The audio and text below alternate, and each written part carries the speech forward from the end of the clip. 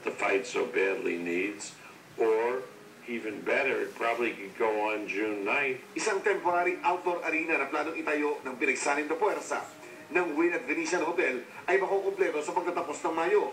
Ito ang balak pagdausan ng laban.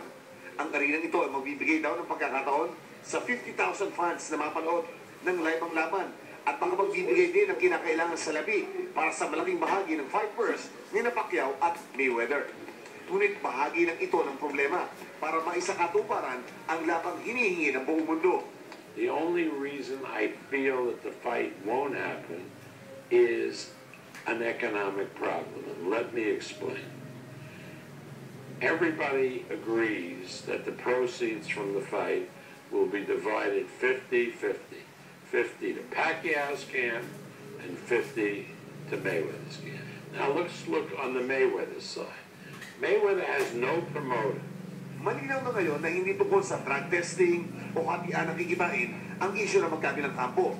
Ayon kay Aaron na malimit napapagbintangang umaharang para matuloy ang laban, simple lang ang solusyon para magkita sa ibabaw ng ring sina Manny Pacquiao at Manny Mayweather. You punk, come out and fight.